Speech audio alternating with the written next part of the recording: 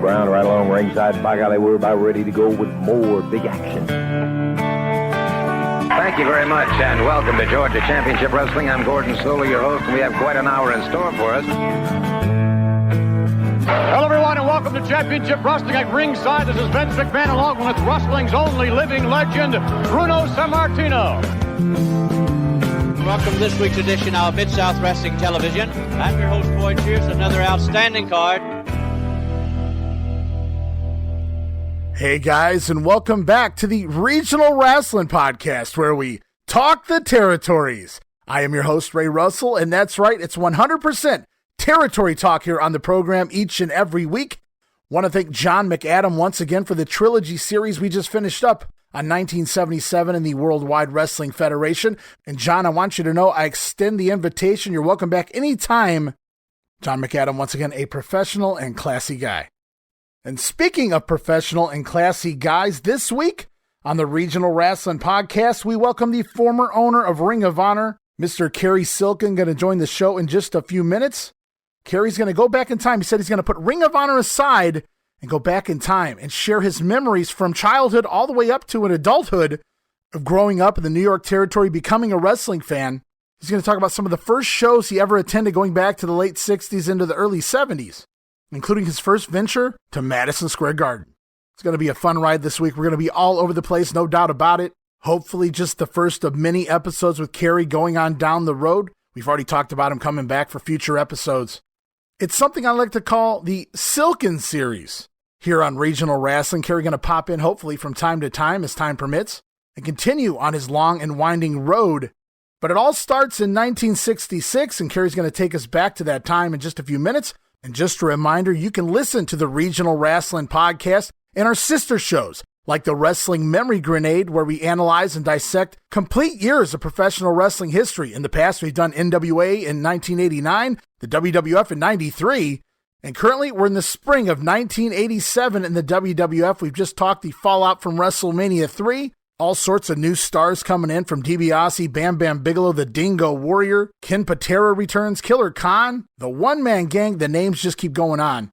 You can also listen to our show, Monday Warfare, the Battles Within, chronicling each and every week of the Monday Night War history, Raw versus Nitro. Not only do we look into the weekly episodes, Raw versus Nitro, but we also do a deep dive into all of the behind-the-scenes goings-on as well.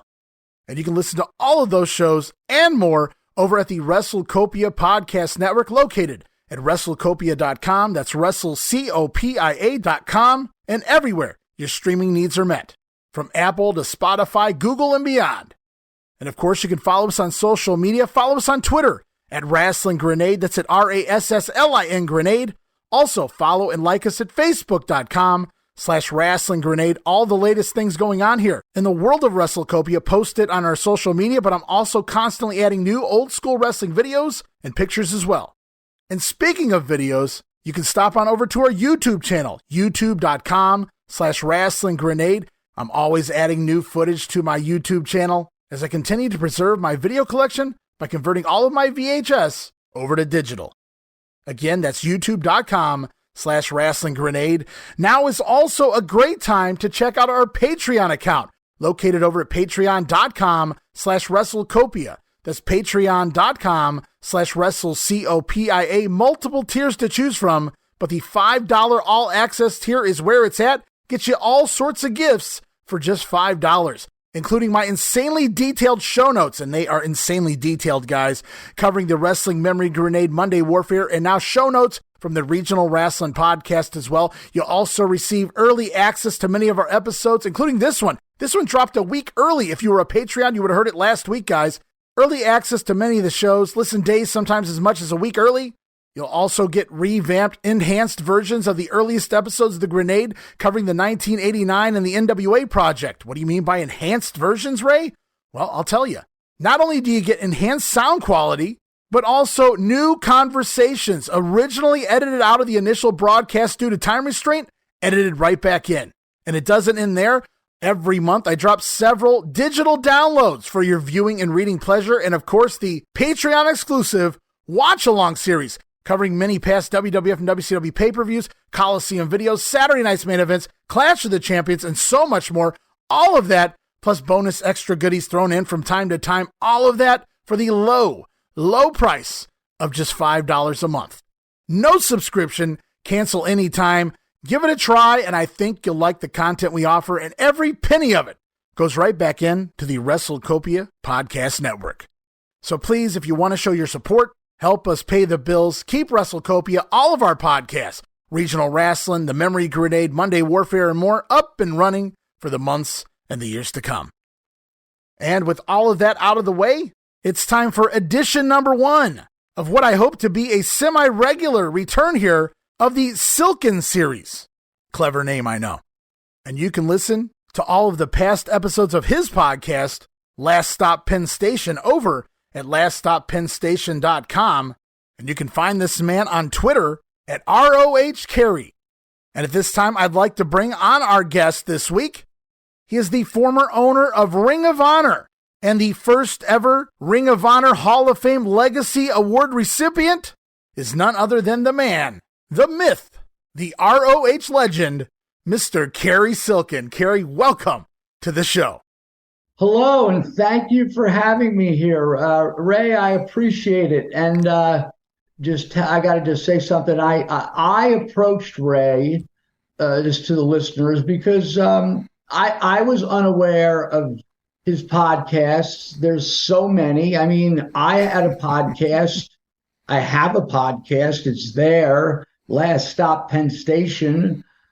Some people know, most don't. There's so many. But anyway, when I heard Ray's, however it came into my feed, I don't know. But it was one where he had on, I was going to say John McAdams. Right. And they were heavily discussing WWWF, I believe 76, 77 era. Right. Mm-hmm. And I usually don't reach out, but I was very impressed. It was in my wheelhouse, and I thought maybe forget about all the Ring of Honor stuff, forget about all the years. You know, there's not a lot of people left that, you know, can go back to the 60s where they witnessed things. I hope I'm around for a while to do it, but I'm here now, so let's do it. Yeah, I appreciate you so much. Cary, you know, you say you reached out to me. I really couldn't believe it. I was excited to get somebody else with the experiences of that era. It's really hard to go, and there's a lot of people specifically on Facebook that talk about, I remember this, I was there for that, but they're not really elaborate on things. And I don't mean in detail. I just mean they say they were there. I can't prove if they were there or not. And it's just great to have somebody I know lived it. I saw some of the pictures of some of the ads, the old posters and things that you have. A hell of a collector of some really great stuff. I'm just excited to have you on the show. Thank you. I'm not the oldest. So this would be a whole nother podcast, but you can listen on, oh, by the way, my podcast is called Last Stop Penn Station. So if you want to hear stories of my life, they're not all pretty. You know, I was involved in the ticket scalping business. I had major substance abuse problems. I always do. I mean, I still do. In other words, if you're an addict, it's not like you're cured. So, but yeah, so all these stories, and I did it with Ian Riccaboni, and obviously there was a ton of wrestling in there, the ROH stuff, the historical stuff, but two people who were around and very well-spoken, Bill Apter and George Napolitano. Yeah. George Napolitano, famous photographer, and then did wrestling magazines. Of course, we know Bill Apter did magazines. And yeah, of course, there's other people. But those were New York area guys. I know Bill was. I believe they were both at the 1971 title change when Bruno lost the belt after 8 years. I'm not as old as those guys, but, you know, I've been watching wrestling since 1966. Okay, so you say you started watching wrestling in 66. Me and John McAdam, we try to set the stage for 77 by discussing 76 briefly. You're going back an entire other decade. Tell me, what was the first memory you have, or what really got you? And do you remember what it was that pulled you into wrestling, or was it just the fact that it was wrestling? Well, at 10 years old, I was a sports fan. My dad brought me up. We lived in North Jersey. Are you a baseball fan? I am. Well, unless you're brought up as a Yankee fan, they're very easy to hate, right? I'll go along with that. My dad, it's like the Cowboys or whatever. My dad was a lifelong Yankee fan, so I was brought up as a Yankee fan. We're talking about, I remember running home from school in 1964. I was 8 or 9 because they were all day games, and the Yankees were playing the Cardinals with those great Gibson and Tim McCarver, and the Yankees. It was Mantle had 3 home runs in that series. I mean, he was shot, but he was still whatever. But the point is, I wasn't even aware of wrestling until my cousin Mike G, who has been a big influence in my life, not only with the wrestling but with music. He was like a big brother type, 4 or 5 years older than me, and he's still around and doing well. But anyway, Mike turned me on to wrestling, and he told me about, you got to see this. It's on Saturday nights on Channel 5. And I don't know what it was. I don't know, Ray, but as soon as I saw it, I was just immediately sucked in. Immediately. It wasn't like, oh, what's this? I think I knew out of the gate that this wasn't on the up and up. Because like my father would say, oh, you're watching that phony stuff. But I suspended disbelief as a little kid. So when I was turned on to this WWWF program, because that's all they had. I mean, no matter where you lived, pre-cable TV, which is well over 10 to 15 years later, you just saw your local wrestling. So I saw the wrestling, and then there were newsstands in my town, just like every other town, and I discovered the wrestling magazines. So I would beg my dad to buy one. My mother couldn't stand it. She knew that this was a lowbrow. She was, and not that she was highfalutin. These were working class people, but she liked good jazz. She liked theater, classical music, and she was not a sports fan, but she knew that wrestling was the bottom of the barrel, as far as, comparing it to Broadway. Anyway, be that as it may, I would gather wrestling magazines. I found different candy stores and newsstands that had more of them. Back then, in 1966, there was Wrestling Review, and there was Wrestling World, and there was The Ring Wrestling. Now, The Ring had been around as a boxing publication for many, many, many years. And what I liked about The Ring magazine, some of them were monthly, some of them were bi-monthly. But anyway, The Ring magazine, in the back of the magazine, had these detailed correspondent, hot action in the Dallas territory.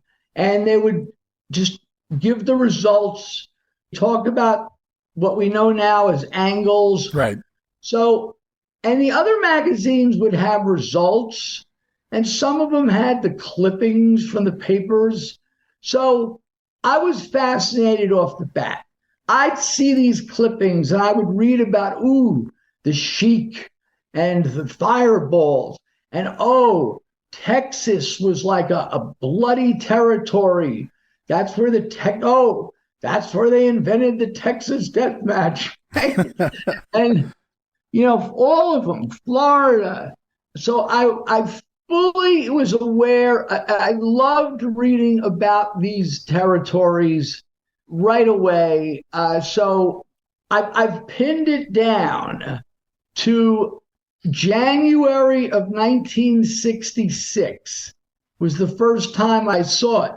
And dig this, if you go on YouTube, there's 3 or 4 shows of the old WWWF in their entirety, and it's right from that era.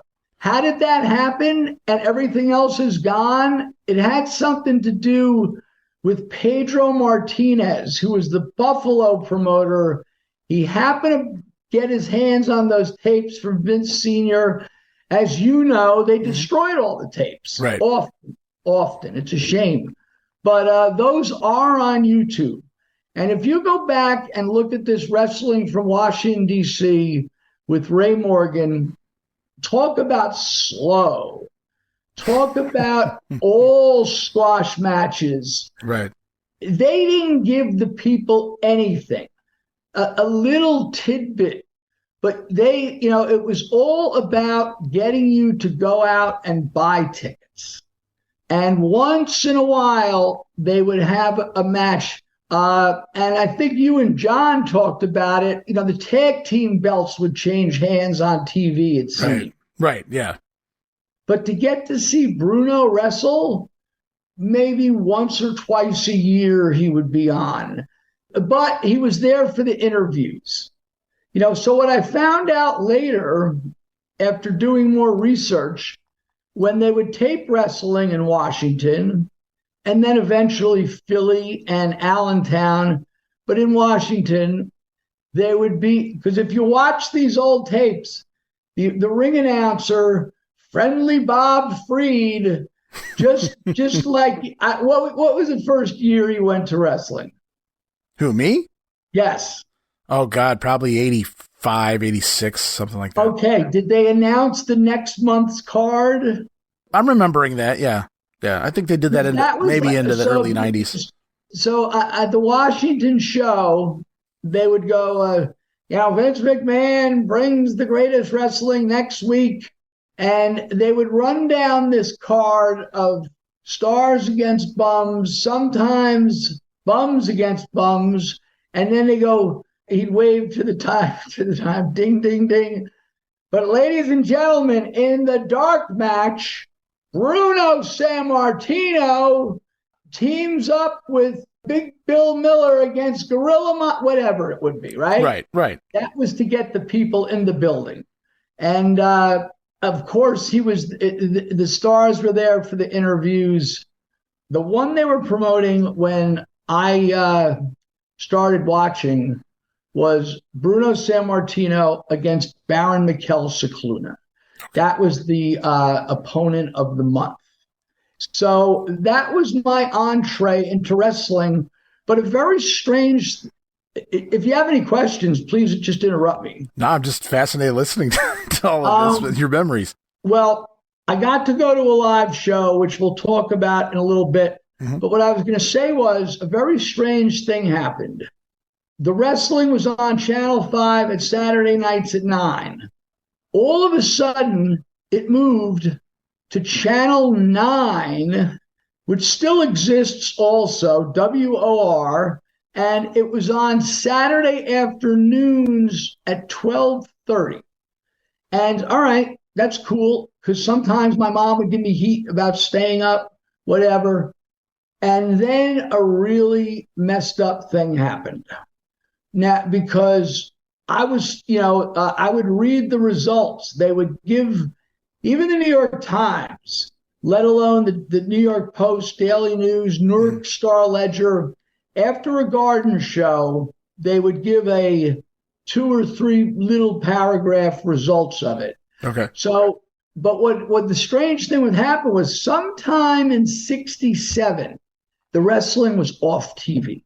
And if you read some historical stuff, guys like Tim Hornbecker have it pinned down better than I'm recreating it here.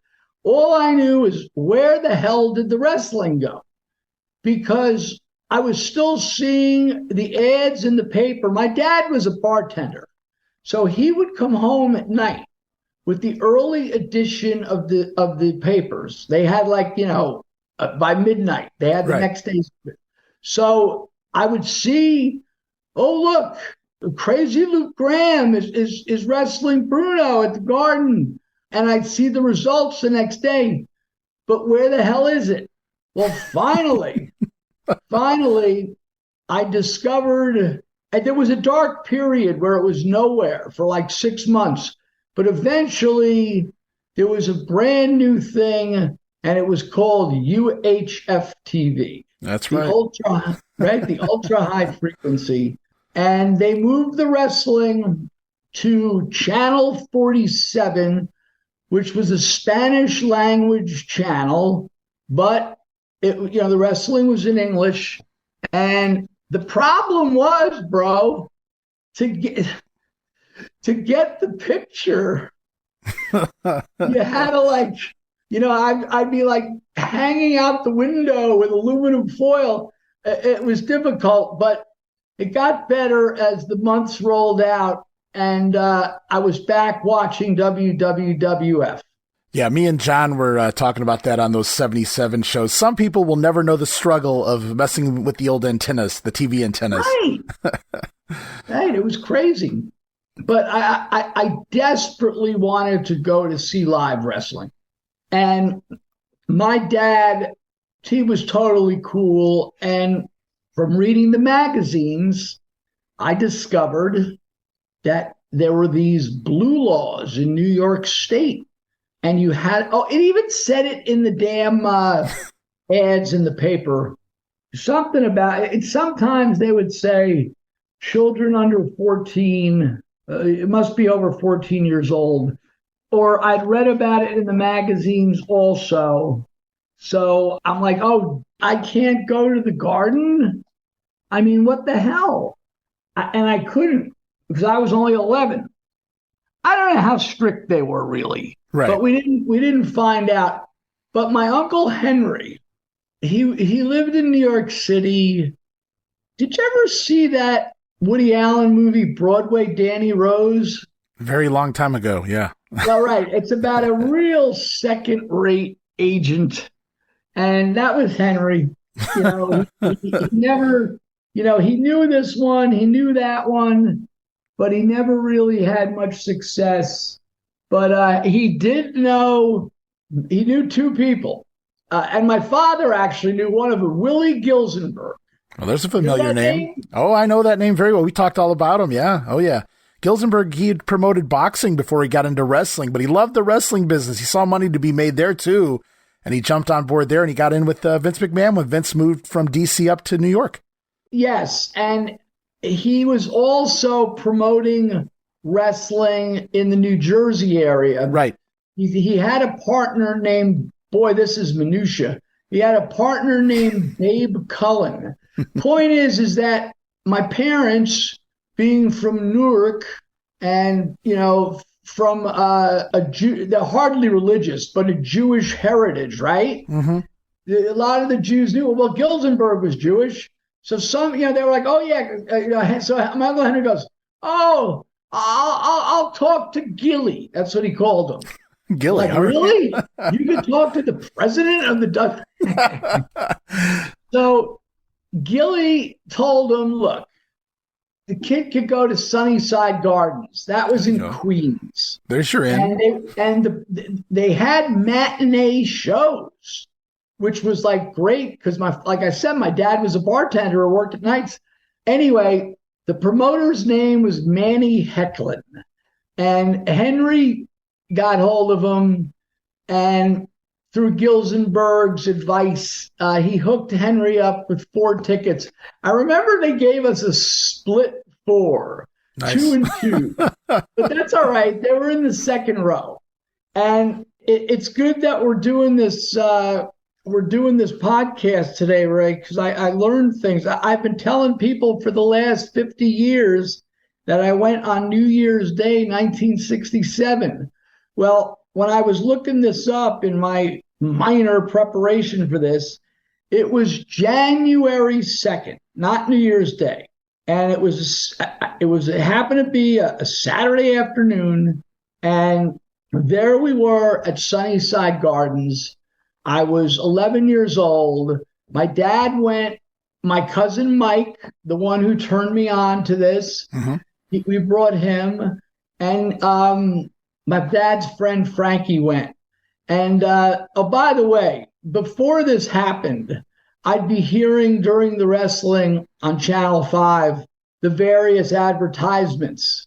Ladies and gentlemen, on a Monday night, the air-conditioned hall, that was a big deal back then. You had to pimp the air conditioning in those buildings. Pimp the air conditioning, pimp whatever. And, they'd be pushing, Asbury Park. And I'm like, oh, that's not the right night. My dad works.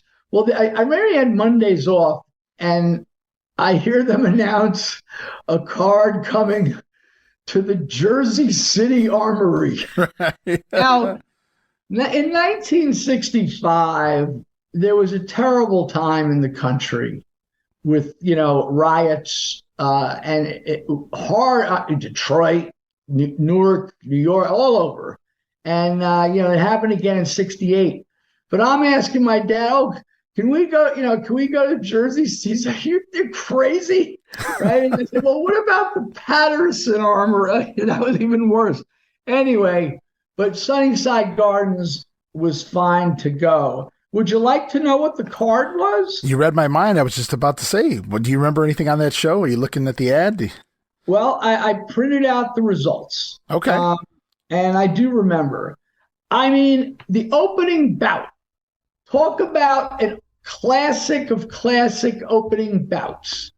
Was Johnny Rods against Arnold Skaaland. Johnny Rods was there forever. What an MVP.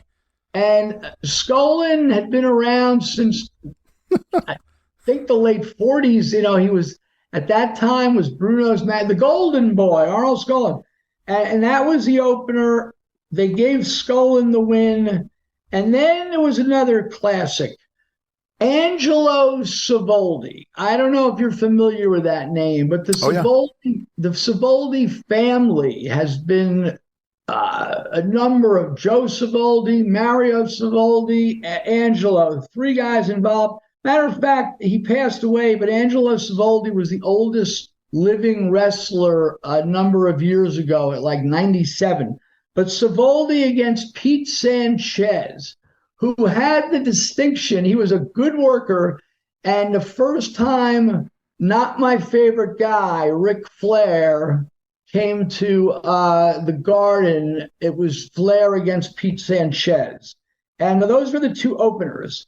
And then they had like a semi-main, and it was Bull Ortega, who was, he didn't work good, but he was big. He looked the part, against Miguel Perez. Miguel Perez was famous for teaming with Antonino Rocca.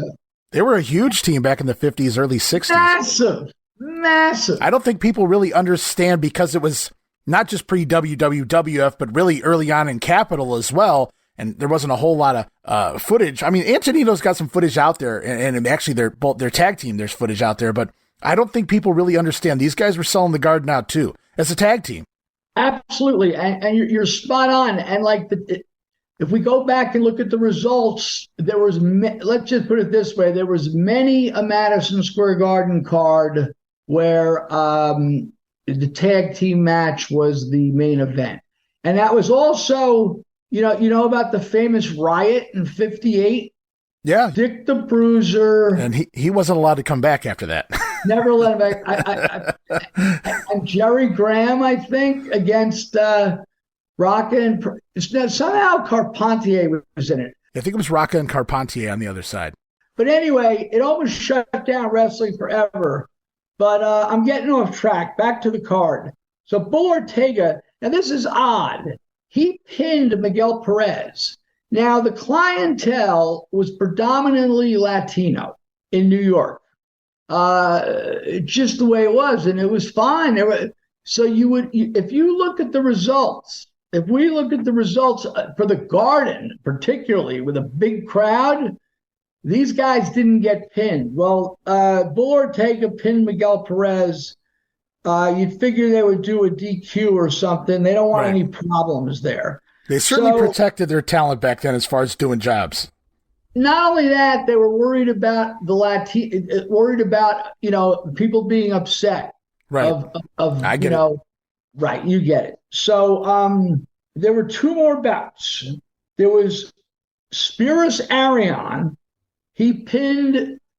I'll be shocked if you know this name. Tank Morgan. Sure. Tank Morgan. Oh yeah, I know the name. I've seen him. I don't know how good he was here in the 60s, but man, it's pretty atrocious near the tail end of his career. You know what his claim to fame was? I've heard this from Kevin Sullivan. I'm friends with Kevin Sullivan and Luke Williams. The guy was nuts. And apparently, even though his looks would be far from hippie, he was involved with LSD early on. Oh, okay. And if you were wrestling him, he would sometimes take advantage of guys and slide a little sliver of acid in their mouths. Wow. Okay. Imagine this shit, right? So different times, man. Different times. Right.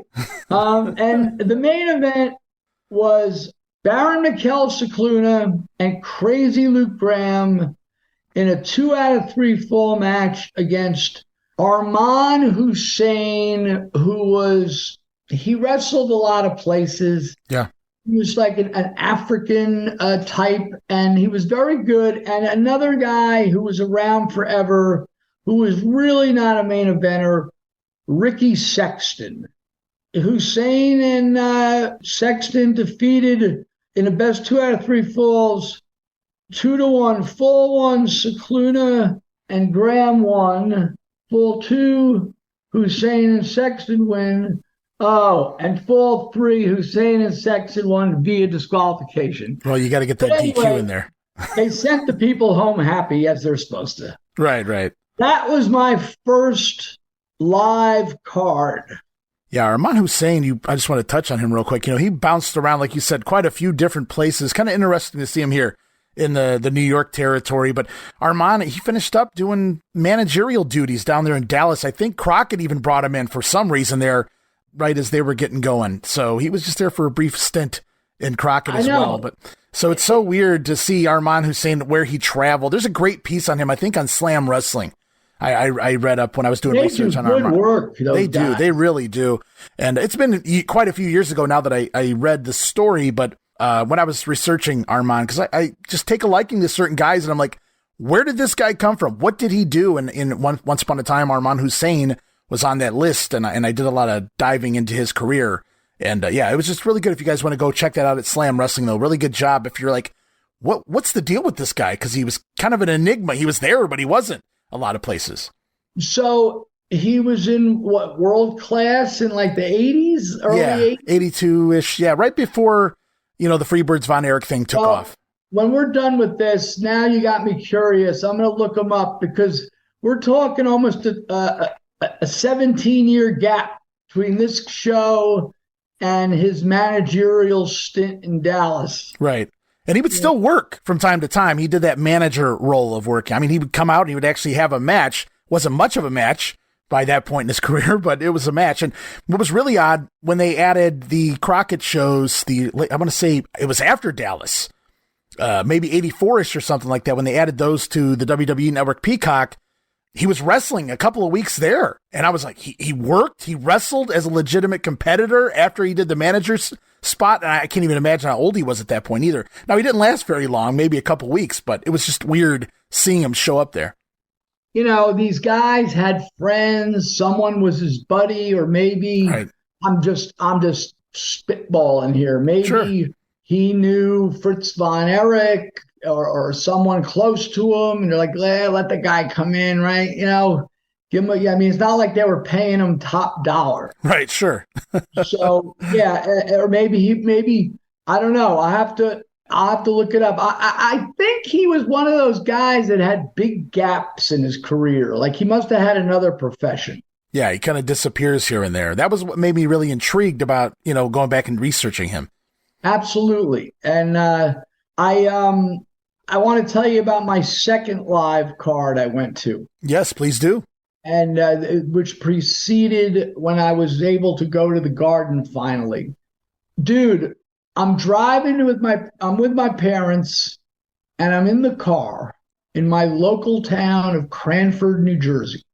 And I don't know how the hell I saw it, but from the corner of my eye I think it was like a dry cleaner kind of store, I saw a wrestling poster. I just saw the words wrestling, and I begged it must have been my father. My mother would have said, nah. I said, can we go look at that poster? Yeah. Well, guess what? Wrestling WWWF was coming to Cranford High School on November 27th. I'm like, oh my God. And there's a lot of strange things. The building was packed. And there's a reason. It was a 4-match card, but they gave the people a good show. But one of the things I remember most, Ray, is when they set the ring up and the chairs. Yeah. They put the chairs right next to the ring. Right up on the ring. Wow. I've seen it before. Which is not, you'd figure the ring crew that handled this show, it's not their first show. You don't do that. But maybe the ring crew was the local high school janitor. Well, someone was driving the truck. I got you. Very odd. It was very odd. Or what you would think one of the wrestlers would have said, yo, get those chairs back. You would think somebody. What happened, though, was they sold too many tickets. Had to squeeze in the chairs. Yes. And I remember having to go to Mickey's barber shop to purchase in advance. And I think I got some third or fourth row. And when I went to the show, I see fucking Mickey. Sorry. Is this PG? Is this G? This is whatever it is. Oh, it's okay. I see fucking Mickey the barber, that asshole, and he's front row center. Of course he is. He had the tickets. But anyway, so that show. Here's the card. Oh, by the way, I was going to ask you, Rook, I didn't mean to cut you off. What year is this you're in now? 1970. 1970. Okay, so it was a few years before you went back to go see a live event. Correct. Okay. And we could talk about the in-between time, but sure. As long as I got this here, the opening bout was Arnold Skaaland. Every WWF house show had a bag man, or all these territories, someone who was responsible for the money. Right. So WWWF in the olden days, it would either be Skaaland, Tony Altamori, who was Lou Albano's former partner. Right, and the Sicilians. Right, and couple of others, but Skaaland was usually the bag man. So, Skaaland the bag man. So we're talking about John L. Sullivan. Do you know who that? That's Luscious Johnny V. Correct. Who he was brought in. Yeah, it might have been a babyface match because something happened. When he changed his name to John Valiant when the Valiant brothers became hot. Don't forget, this is November of 70. Right. So eventually he switched over to Luscious Johnny Valiant. But that was the opening bout. The second match, I don't know what it is. Or how you feel. I've never been a fan of ladies wrestling. Not that era of ladies wrestling, not at all. Right. So I think I was first turned on to ladies wrestling when I discovered they were wrestling in Japan, and those the tape trading started, and I saw some of those matches, and I was like, holy shit! Why do these women do this? And then this is what we get here in the States. Although the Jumping Bomb Angels did. They were pretty impressive for what they did when they came in 87, 88 in the WWF. But to answer your question, I apologize for rambling on there. No, like the early stuff, no. With Moolah, Leilani Kai, and no offense to Leilani Kai, I've seen her do some good things with the Bomb Angels and things like that. But all them ladies from that era and the earlier eras just doesn't do a whole lot for me. I agree completely. Well, this one, at least they gave a tag team match. And two of the names were solid workers, Tony Rose and Donna Cristianello, against a woman named Helen O'Connell and Mary Collins. And it's like, all right, 2 out of 3 fall ladies tag match, all right. But they had 2 excellent main events. Excellent. One of them, boy, here's a name for you. Okay. Crusher Verdu. Oh, yeah, big burly dude. Trained Psycho Sam Cody. I was just watching Cody wrestle on a couple of 87 shows I was doing for my other podcast. So, yeah. Okay. Crusher Verdu. He gets a bad rap for being a worker. He's I was just going to say that. very immobile looking guy from what I've seen. Although he got to work Bruno. I mean, a lot of people got to work Bruno, though. He was the first guy to sell. Him and Bruno was the first show at the Garden. Right. But I thought he was impressive. I did. Maybe it's because I was, a young kid. But he wrestled Victor Rivera. And Victor Rivera was a star. I don't remember, but it says Crusher Verdu defeated him. It probably was a DQ or something, but whatever. Let me ask you a question. I don't mean to cut you off, Cary, but these things pop in my head, and I think it would be a good question to ask you. So you lived this era, so that's why I'm gonna bring this question to you. Pedro Morales winds up winning the WWF title after Bruno doesn't want it anymore, and a lot of people say that could have been Victor Rivera. Do you think Victor Rivera could have carried that? Could he have handled that spot? I don't think so. Okay, I don't think so. And I went to so many of Morales' title matches. And although the fans were behind him and he had fire, he was just a left-hand punch guy, but he had charisma. Right. Now, Victor Rivera, maybe if they would have positioned him right, I don't know how much English he spoke, but I've heard that spoken about many times. But on this particular night, Verdu beat Rivera, and which leads to the main event. Check this out. I couldn't believe they had this main event at my little high school. And it was not Bruno. It was Gorilla Monsoon against Ivan Koloff. Wow. Right. And just seeing these giant, what I perceived as these giant men, it was great. It was great, especially with that situation, because they had to be careful not to fall on the fans. I mean, they'd kill you, they'd crush you. Well, you got to think about those Sea-Town type rings too, wherever they were bringing the ring from. I mean, that if that ring collapses with that beef in there, Gorilla was well over 400, and people that only know Ivan Koloff from his runs with Crockett, like in the 80s when he really trimmed down. Back then, Koloff was like 300 pounds of beef. Yes, he was, and it says Koloff defeated Monsoon.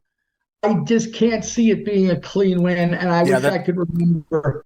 But that was my second live card. In between 67 and November of 70, I would buy every wrestling magazine that I was financially allowed to buy with my allowance, or grabbing a quarter or two out of my father's change. Right. Like I said, he was a bartender. So at night when he would come home, he did well for himself. He worked in a nice place and people liked him. And he wasn't stupid. He wasn't leaving no bills around, but he would have a lot of quarters. And I took my share. Sorry, Dad. But anyway, in between that Sunnyside Garden and the Cranford High School, I was paying super close attention to the magazines. I studied this like I studied baseball cards.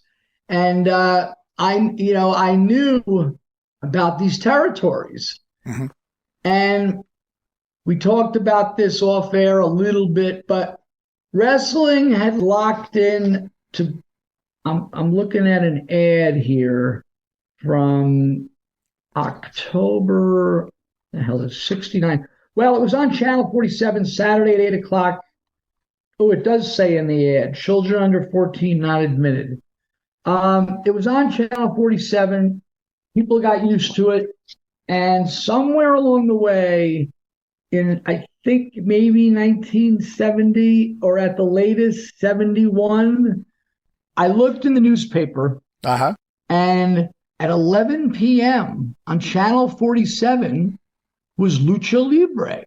I'm like, it's wrestling. Oh, shit.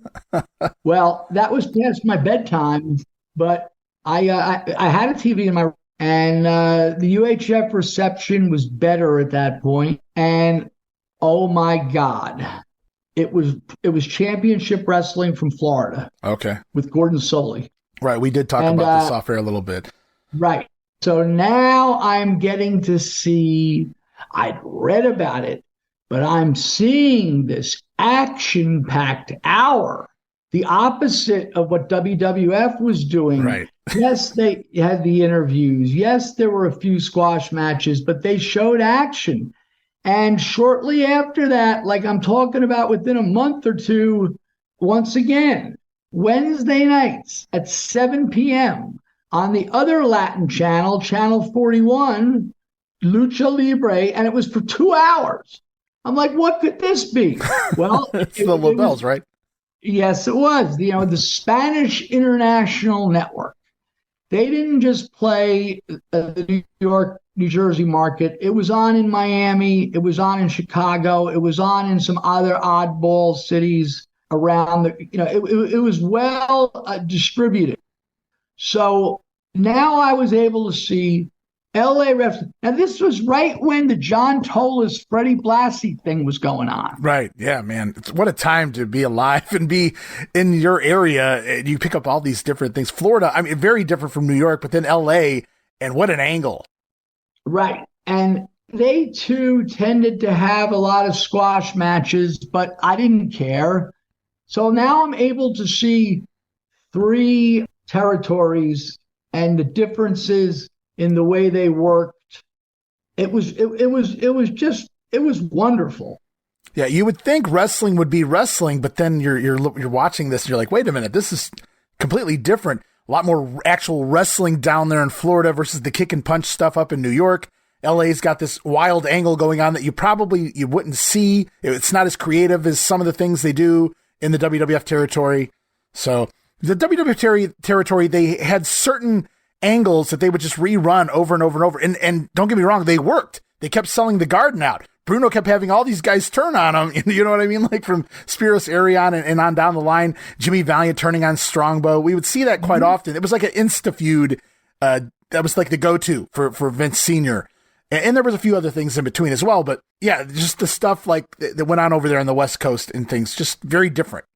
And as far as the Florida, in Florida, as we've all come to learn, they had to wrestle 6 or 7 nights a week in the same cities.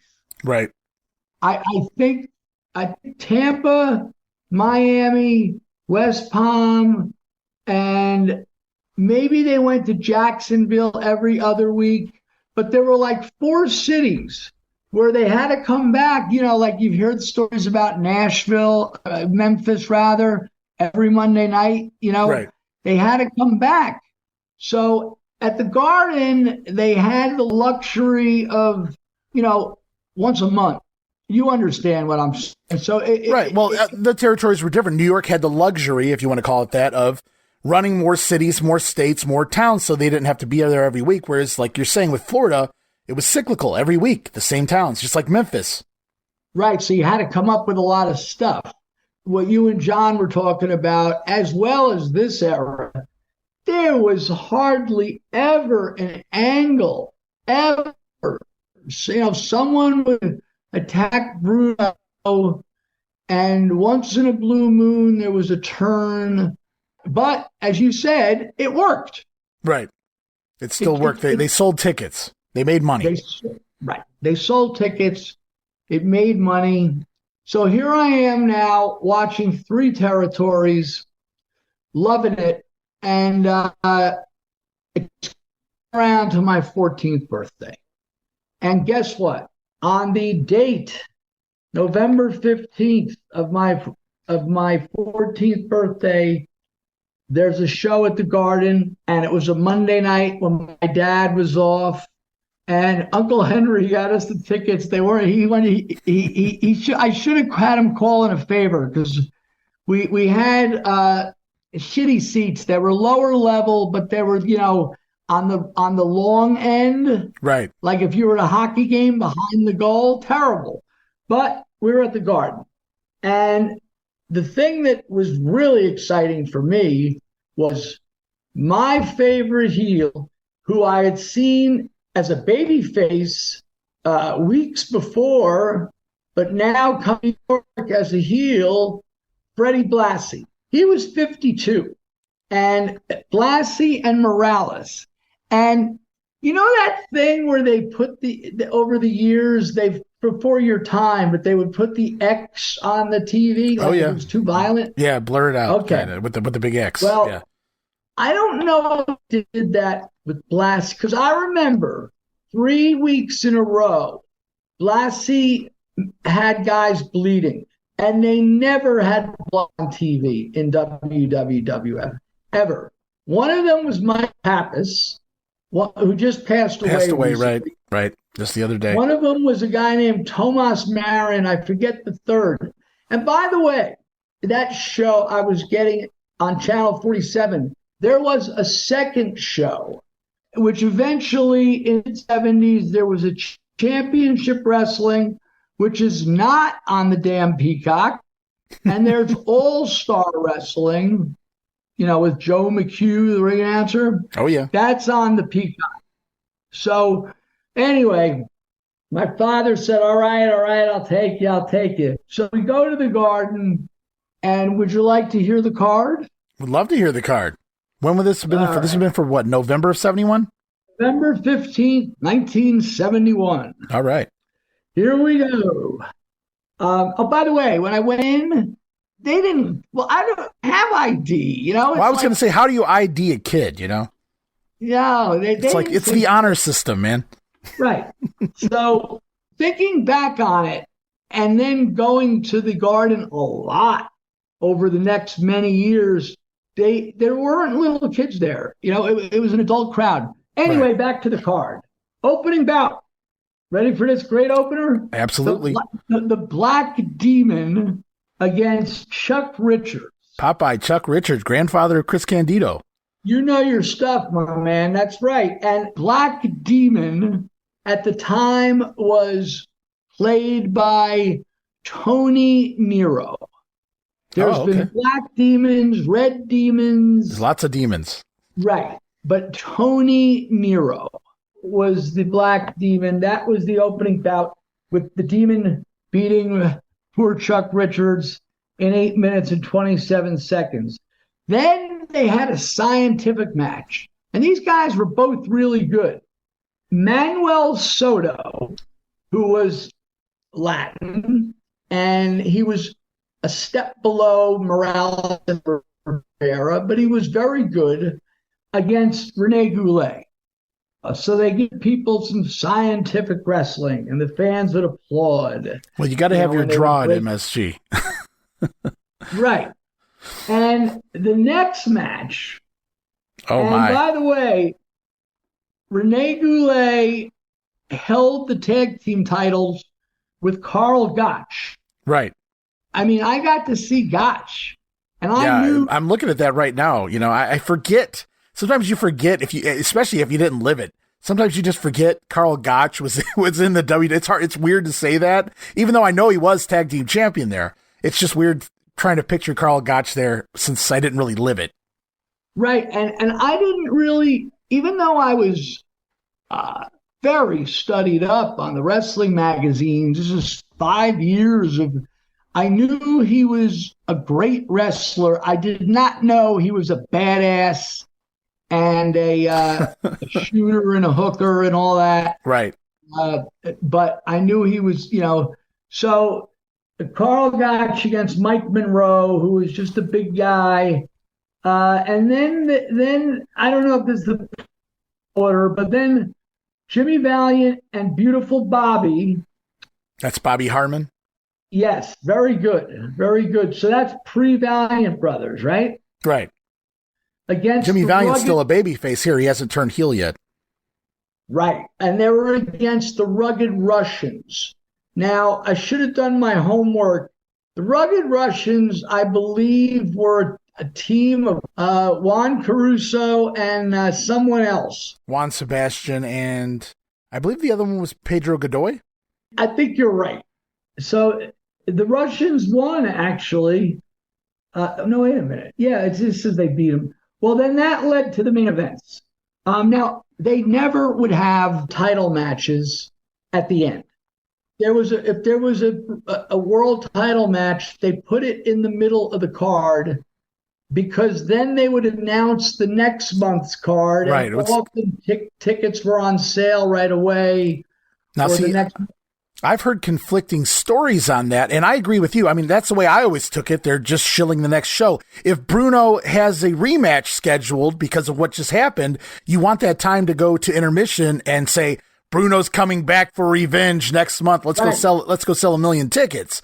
But I've also, I've heard superstar Billy Graham, and, you could take that for what it's worth. He claims that the positioning of the main event, and I wasn't at these shows, so I can't verify this, but he claims that it wasn't changed until here in Pedro's run when he works Blackjack Mulligan. At the end of the show, people were so hot, they knifed Mulligan, which I know he did get stabbed in that situation, but he claims that they changed it so that they could get the guys out of there, the heat out of the ring before the end of the show. So it seems logical, but I don't know when it actually changed. Something to do with it. And I'll tell you, absolute fact, they did not start selling tickets for the next morning. Okay. I was there because I would have learned that, and because my cousin Mike would drive in and get us tickets for the next show. But anyway, back to these main events. Monsoon beat Stan Stasiak. Monsoon, is a baby face at this point. I'm trying to pinpoint how and when Monsoon turned babyface. I'm trying to remember who was involved in the storyline because I remember he gets attacked by other heels, and then Bruno comes out, of all people, Monsoon's former foe.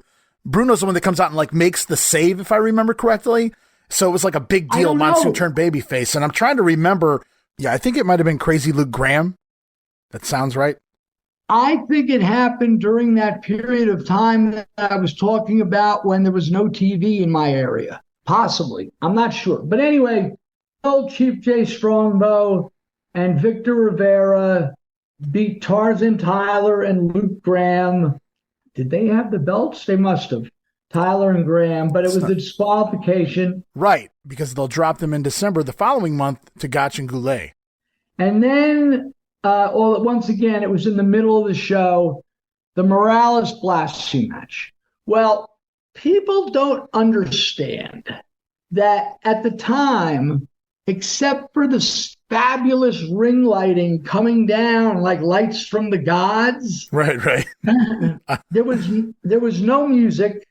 They didn't even have the mind to have a spotlight in the rafters to, follow the guy when he comes out of the, through the curtain. They didn't even do that. But the rumbling and the roar of these crowds, and even more so in the Bruno matches, but they hated Blassie and they loved Morales. It had to be, without any embellishment, 80% Latino crowd, which was fine. Anyway, when Blassie comes out, I stand up and start clapping. And my father, he literally grabs me, by my ass, by my jeans, and he just says, pulls me back down the chair and goes, "What do you want to do? Get us killed here?" He was right. But, I knew better. And, there wasn't a lot of heel fans. If they were, you didn't see them that often. I eventually found a few. But the bout wasn't great. They stopped it on blood. Blassie bit him. It was 8 minutes, but it was just wonderful to get to go to Madison Square Garden. Finally got in there, yeah. You know, which leads, you know, if you would like, I don't want to foist myself upon you, but we could do some more of these and try to cover some of these, because I started going live and in person thanks to my cousin, because he got his license, pretty much every show from the middle of 72 on, including the horrible Bruno Sammartino Pedro Morales match at Shea Stadium. I've only seen the pictures. You know, you hear the stories of how it sounded good on paper, maybe, these two awesome superheroes going at it, but it just never really meshed. It was a rainy, miserable night, and they had the ring by second. You were so far away from the ring. And as it turned out, they drew less than a full house at the Garden. In other words, I think they said 20,000. It probably was 12,000. They could have held, you know, if the weather would have been good and there was a little more promotion, but it didn't draw. The combination, it didn't draw. And boy, did it under-deliver. Yeah, well, I'm sure the rain didn't really help things. I mean, that'll put a damper in anything. But you can't really plan for the weather.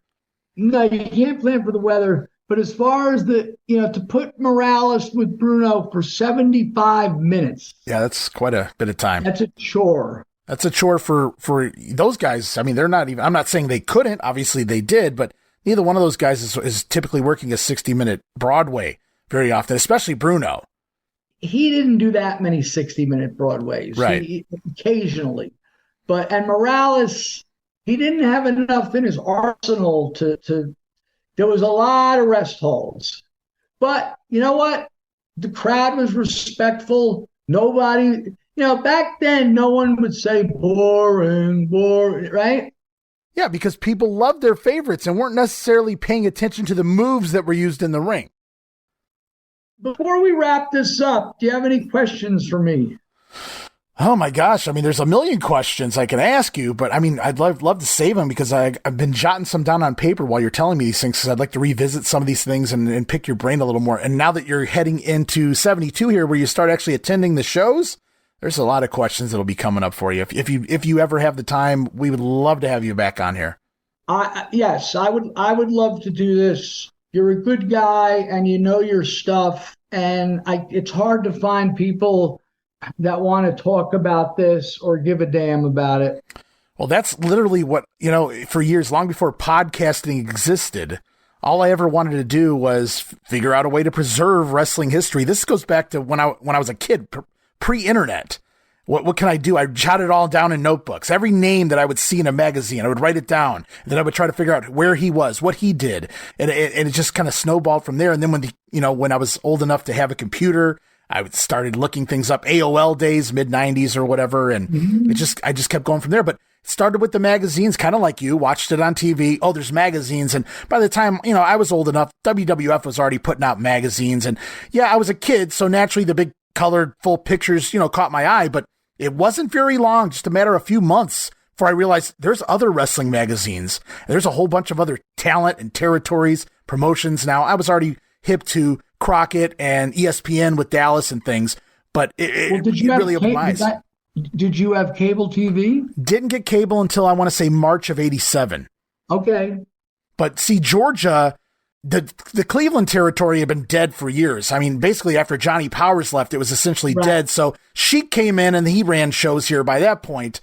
But then, he killed his territory. And it was a lot of the same guys that worked for the NWF that worked for Sheik as well. So they were still familiar talents. But again, before my time, that goes out of business. And then Cleveland's dormant for several years because Vince, it doesn't really go any further than Steubenville, Ohio, which is like right by Pennsylvania. And that's only because they worked Pittsburgh. And so there was really no wrestling here. Luckily for me, I wasn't born in the late 70s, until the end of the 70s. So yeah, so it was just like, boom, Georgia Championship Wrestling comes up here though. Oldie starts running Ohio and Michigan. wisely, nobody was running it. So my first, recollections is an old channel. It turned into the Home Shopping Network in the mid 80s, but it was Georgia Championship Wrestling. I remember some of the guys, Tommy Rich, obviously, and things like that.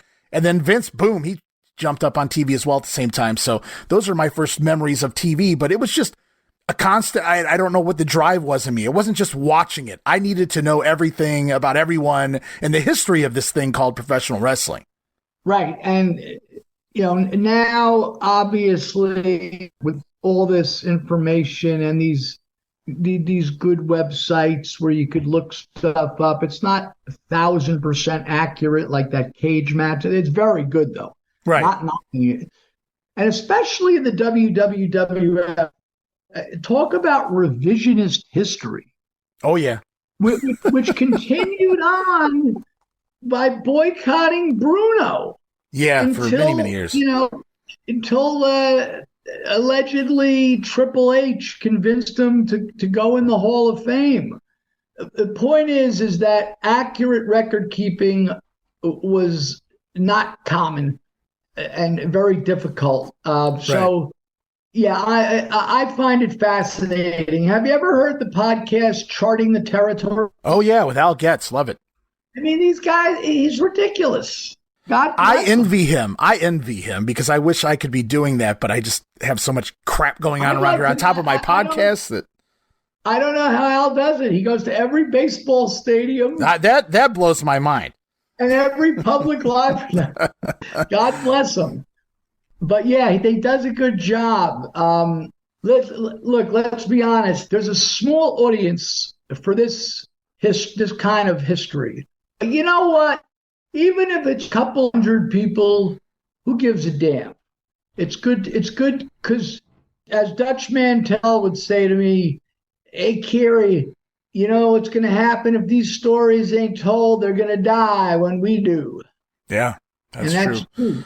And it's so weird because I'm not from that era, but that's how I think too. Like, man, we missed out on so many because so many people have already passed that it's lost in time forever. And I hate that that's even, a thing. I'm going through this debate. George Napolitano, did you know that Antonino Rocca started a rival in New York City after Bruno beat Buddy Rogers? I have heard about it. I haven't done any research on it as far as who he used or what he did. For like a year, he got TV, and he had a relationship with Jim Crockett Sr. So if you look up some of these shows, I don't know what name. I have a couple posters, but I don't know if they had an official name.